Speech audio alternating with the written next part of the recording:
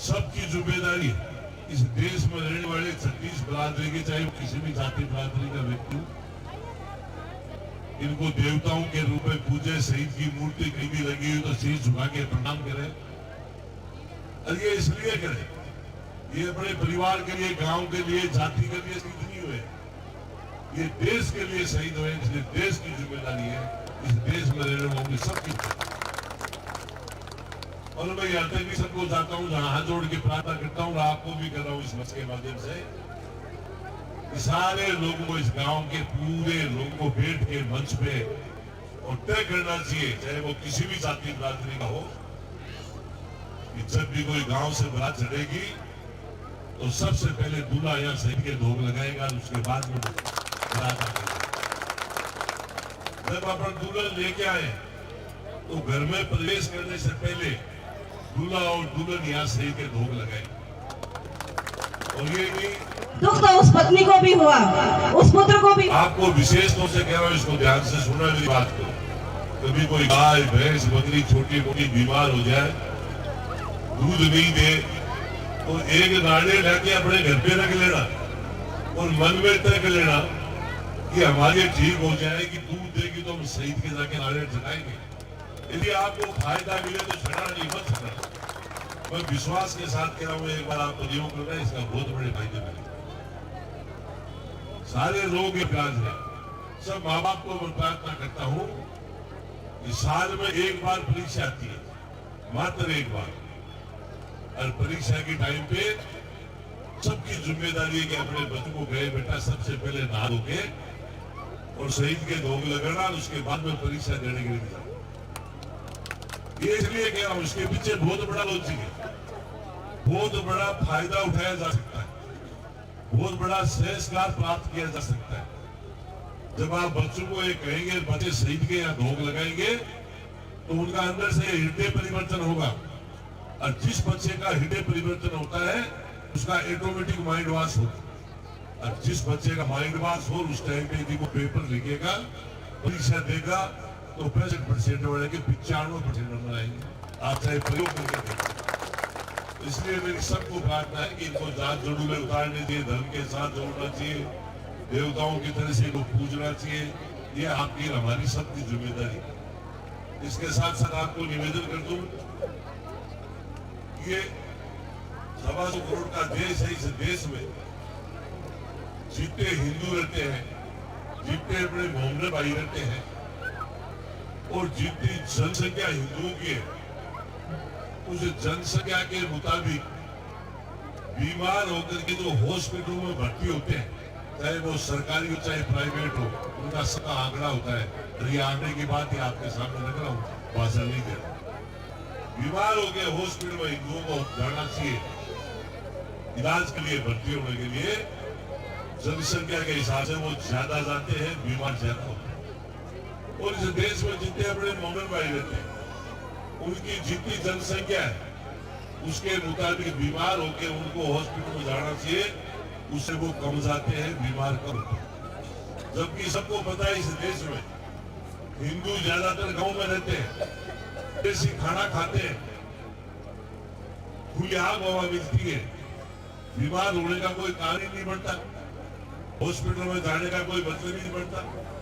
और अपने मोहम्मद भाई है वो ज्यादातर शहरों में रहते हैं, और शहरों में ऐसी जगह पे जहाँ कंजेस्टेड एरिया होता है,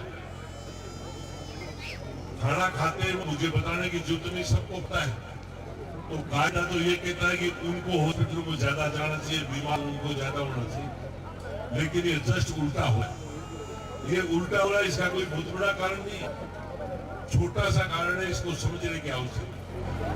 आज के 1400 साल पहले मोहम्मद के जो बुजुर्ग थे, उन्होंने अपने योगा को हाईजैक करके और उसको निवाज का नाम दे दिया, और अपने समाज को पूरे को ये समझा दिया कि आपका हमारा सबका धर्म है, 5 वक्त की निवाज अदा करनी है सबको, और उसको धर्म के साथ जोड़ दिया। और पूरे समाज ने, विश्व के पूरे समाज ने ये मान लिया मोहम्मद से कि ये निवाज 5 वक्त की हमारा धर्म है।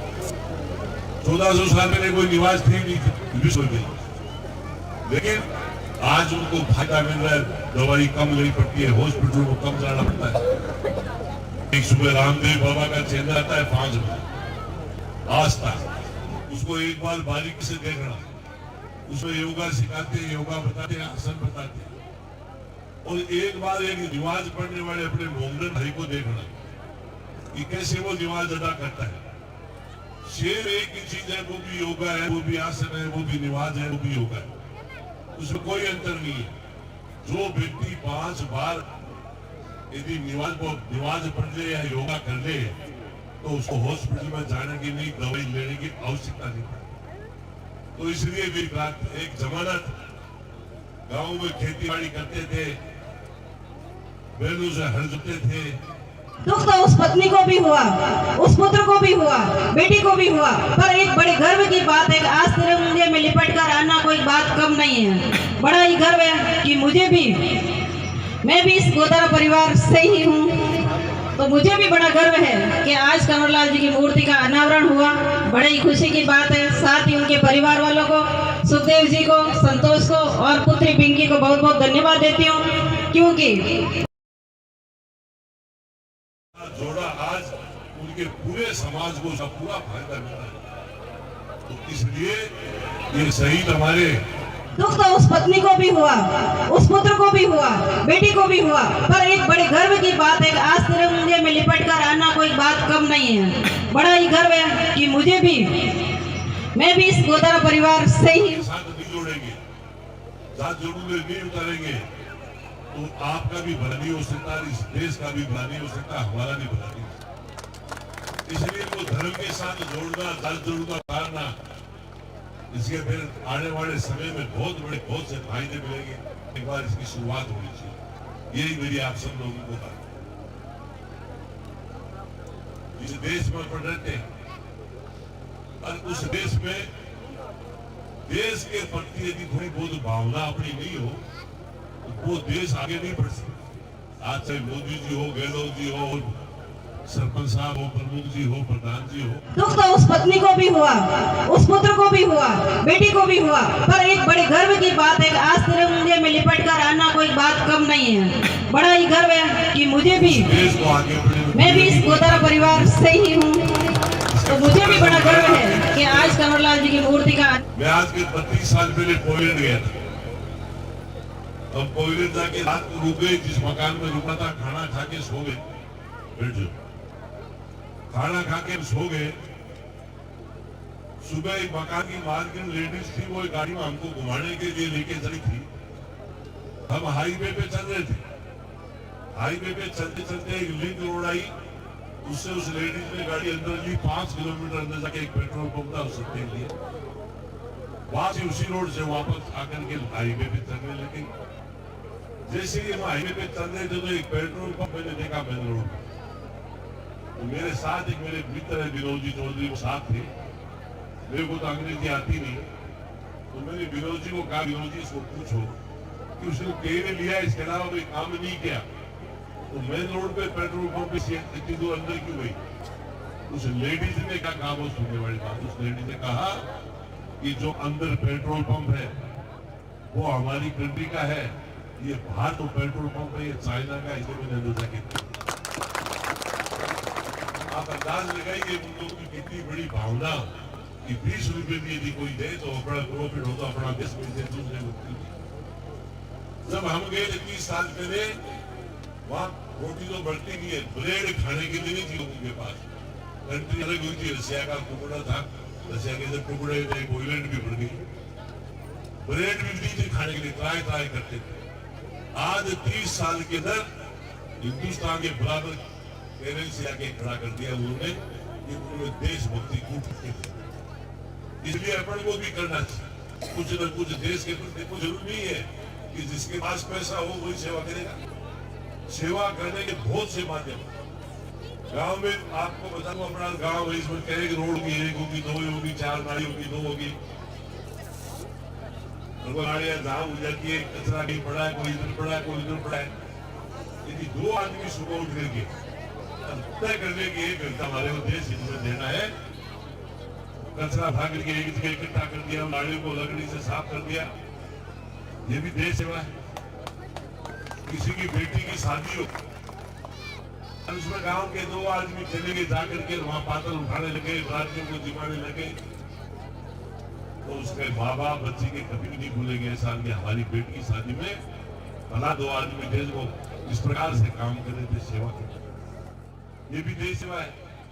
तो इसलिए मेरी आपको प्रार्थना है कि कई बार कई लोगों की सोच ऐसी होती है कि गाड़ी साफ करना, ये करना, ये तो पर्टिकुलर जाति का काम नहीं।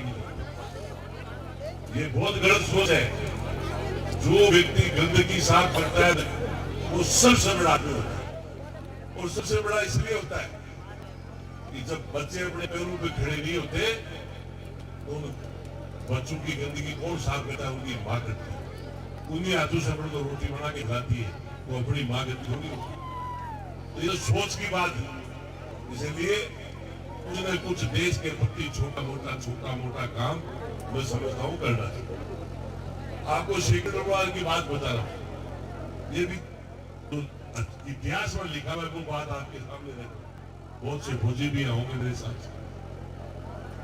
शेखर के टाइम पे अमेरिका ने जापान पे इतने रसायन में बम गिराए थे कि वहां अनाज तो बहुत दूर की बात है, बच्चे भी लूले लगड़े पैदा हो रहे थे।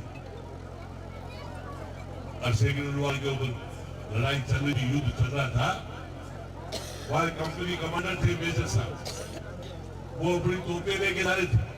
उनको किसी स्थान पे जाना था, बीच में एक छोटा पुल बना हुआ था, तो वो पुल अंग्रेज पुल उठा हुआ अपना धुनों में पुल को पहले उड़ा दिया। मेजर साहब के होश उड़ गए, पसीना आ गया कि अपना देश खत्म हो जाए। पास में एक गांव था बड़ा, तो गांव वालों गांव वालों साथ दो, नहीं तो देश खत्म हो जाए। गांव वालों का बताओ मेजर साहब हम तैयार। तो वो एक खड्डा इसमें फटाफट एक आदमी सोते जाओ, इतना समय नहीं है, अच्छे से ही खड्डा बन जाएगा, तो तोपे में आप ऊपर से निकालो, आपको सबको बढ़ना है, सही दौड़ना है। गाँव वालों का हम तैयार। लाइन लगा के धड़ाधड़ उस खाई में एक दूसरे पे सोने लगे। एक बच्चा लाइन में लगा हुआ था, मेजर साहब की नजर पड़ी। अरे बोले तेरी उम्र क्या है? बोले 13 साल। घर में कौन है? बोले मेरी एक बात। तो बोले जा तू माँ की सेवा करते हो, शहीद नहीं होगी। वो बच्चा पास में उसका घर था, दौड़ के अपनी माँ के पास गया, माँ को जाके कहा माँ आज मैं तेरे कारण से देश के काम बन दिया, शहीद नहीं। उसकी माँ ने कहा बेटा मैंने ऐसा क्या कर दिया? तो उसने कहा कि मेजर साहब ने मेरे को पूछा घर में कौन थे? मैंने कहा मेरी माँ है। तो बोले जब माँ की सेवा कर। उसकी माँ ने क्या किया? उठा के जहर लिया मुंह में, और जहर लेकर के अपने बेटे को कहा जा बेटा तेरे मेजर को मेरी बात दुनिया में नहीं है और मैं इस देश के लिए सीखूं। बच्चा दौड़ के शहीद हुआ। आज मैं शानदार स्मारक बनाओ, कानून बना दिया सरकार ने कि कोई भी फंक्शन में कोई भी वीआईपी आदमी आएगा तो वह स्मारक के ऊपर माथा टिकाएगा, सबसे पहले प्रार्थना करेगा। वो भी कोई बात नहीं है। जापान एक ऐसी जगह आज भी विश्व के अंदर एक अलग पहचान बना के, तो एक ही कंट्री ऐसी है जो टेक्नोलॉजी के मामले में सबसे एडवांस है, लेकिन वह उठ के भरा हुआ है। देशभक्ति कूट के भरी। इसलिए मैं सबको प्रार्थना है कि देशभक्ति थोड़ी बहुत अपन को भी कहीं न कहीं योगा देश के प्रति करना चाहिए। जीवन में 3 पन्ने होते हैं व्यक्ति के। पहला पन्ना वो होता है जब मनुष्य धरती पे पैदा होता है, तो उसके पहले पन्ने पे ऑटोमेटिक अंकित होता है कि भाई इस तारीख को इतनी बजे इतनी मिनट इतनी सेकंड में इस परिवार में पैदा हो गया, लड़का लड़की नाम बाद में करना।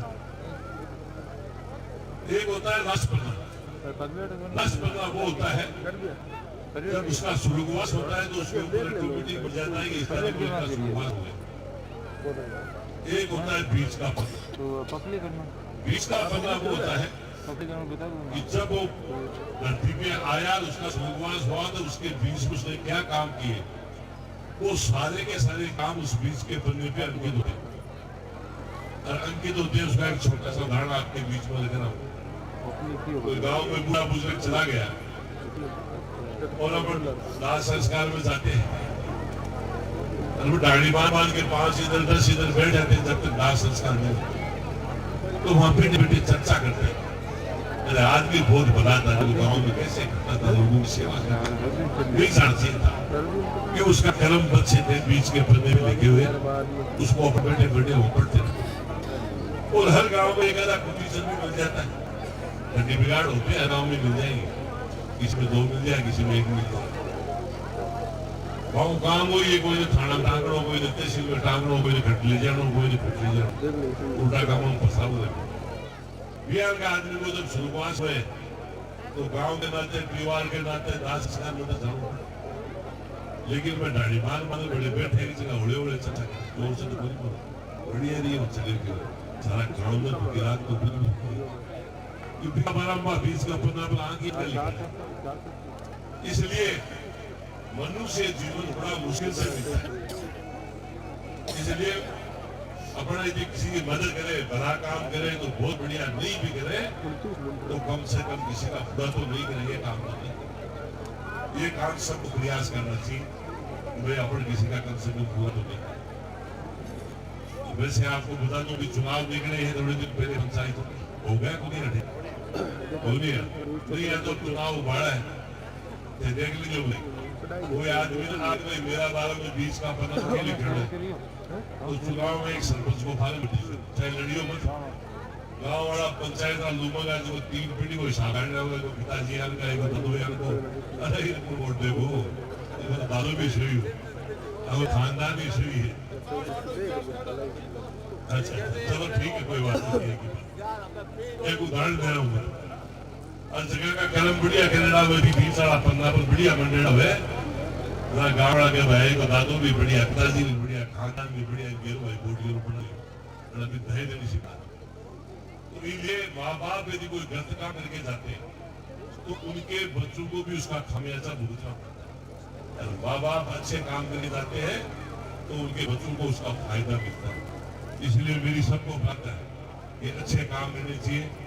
और मैं जो बीच के पन्ने की भी बात बताया था, हमारे शहीद कमललाल जी ने उस बीच के पन्ने पे ये लिखवाया है, शहीद कमललाल जब तक धरती और आसमान रहेगा, जब तक ये जिंदे रहेंगे, आप चले जाएंगे, एक शहीद कमललाल जी जाने वाले नहीं। बीच के पन्ने पे कोई जरूरी नहीं कि शहीद होकर ही नाम लिखाया जाए, कोई IAS बन गया, IPS बन गया, थानेदार बन गया, ASP बन गया, कोई कहीं पोस्ट पे लग गया, अधिकारी बन गया, उनके सबके नाम बीच के पन्ने पे बनते हैं, उनको बाद में भी याद करते हैं।